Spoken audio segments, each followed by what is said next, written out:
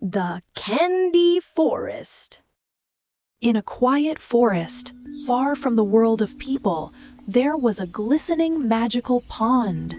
The pond glowed with soft shades of pink and purple light, as if it held ancient secrets within its waters.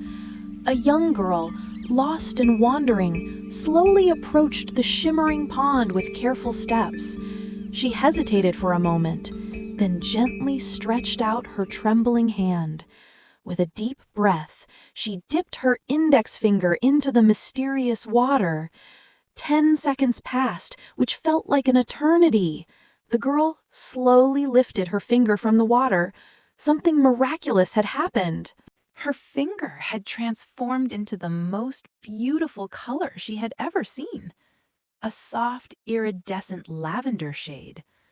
It sparkled and glowed like a crystal, smooth and pure, without a single blemish.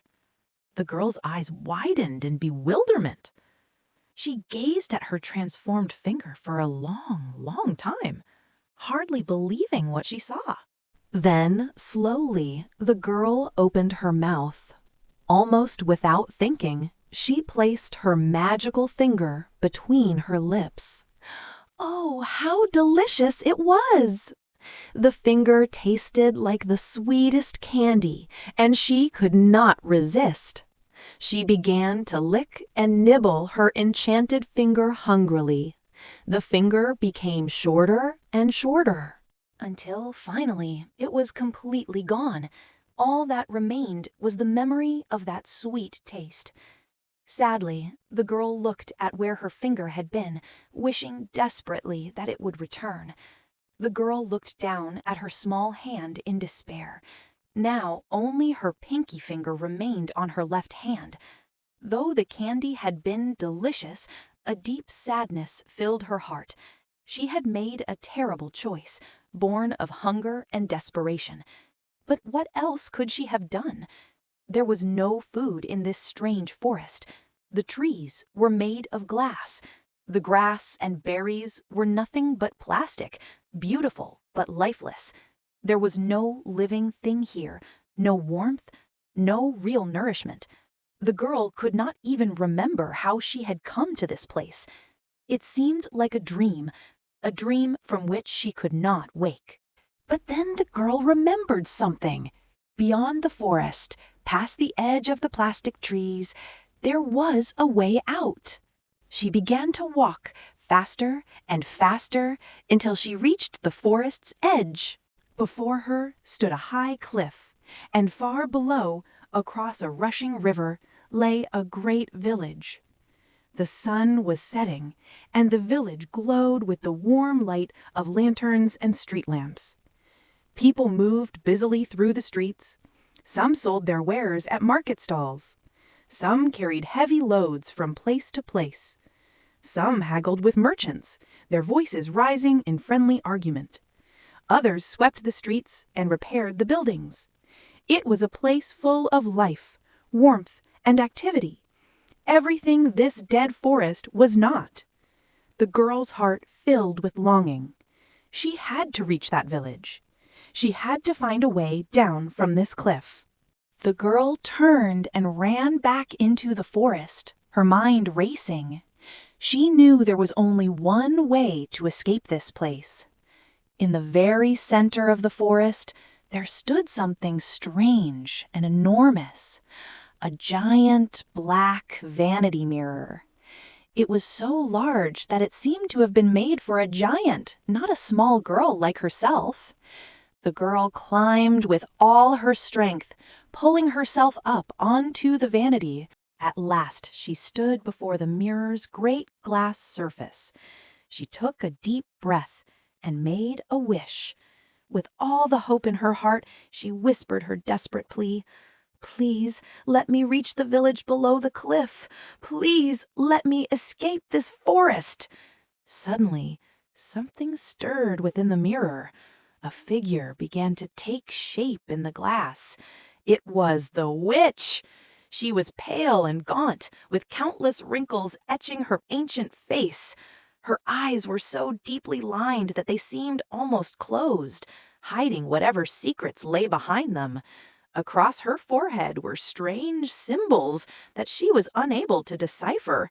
The witch's voice spoke from the mirror in a deep, guttural voice.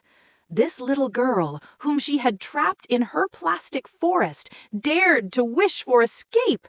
How dare she try to leave?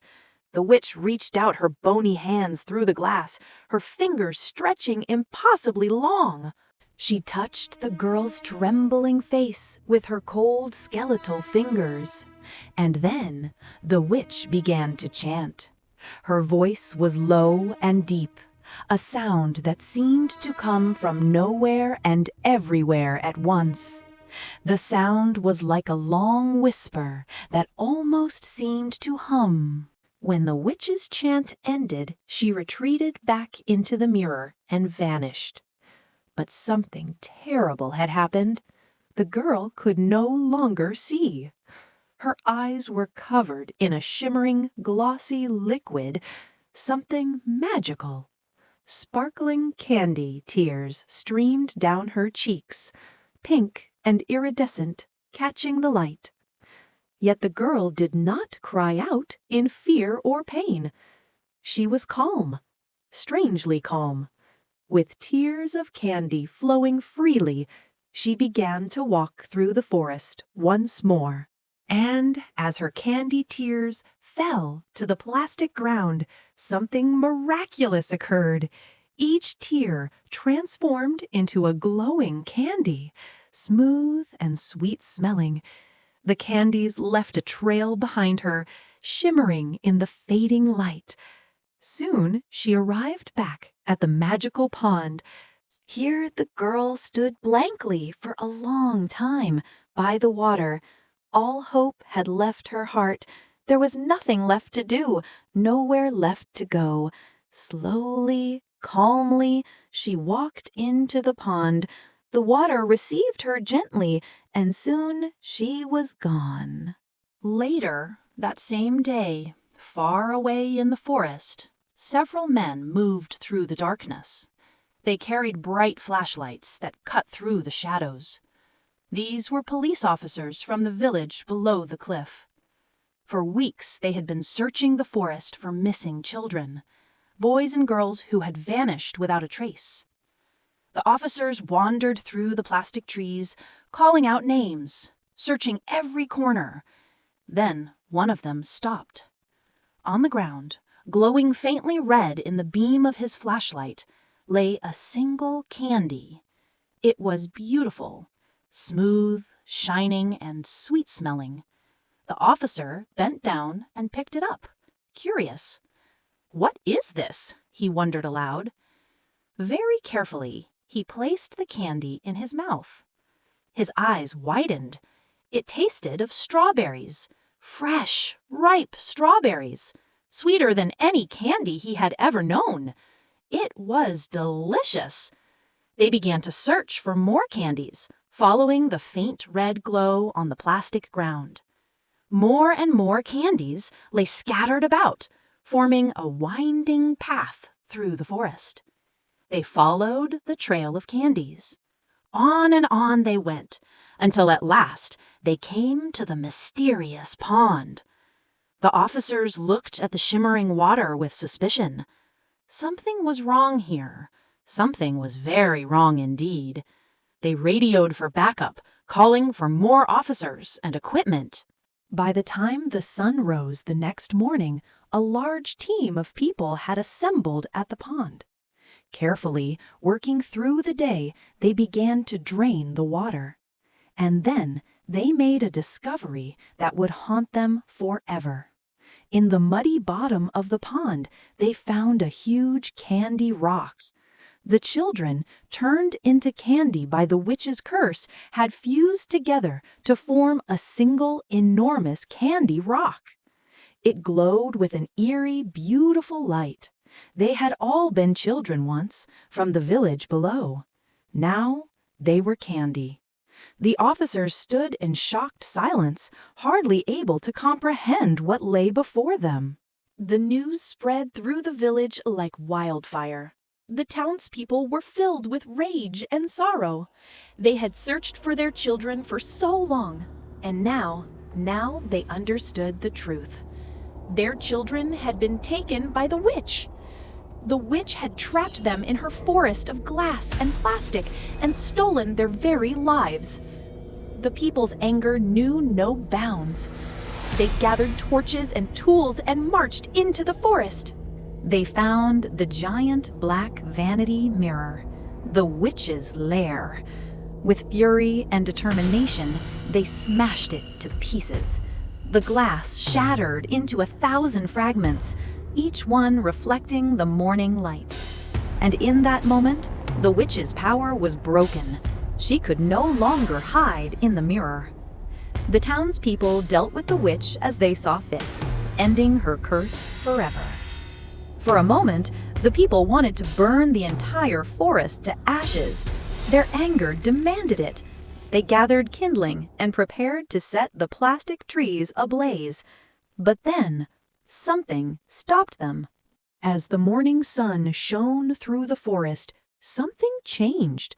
The plastic trees, the glass flowers, the glowing pond, all of it began to shimmer with a new kind of beauty.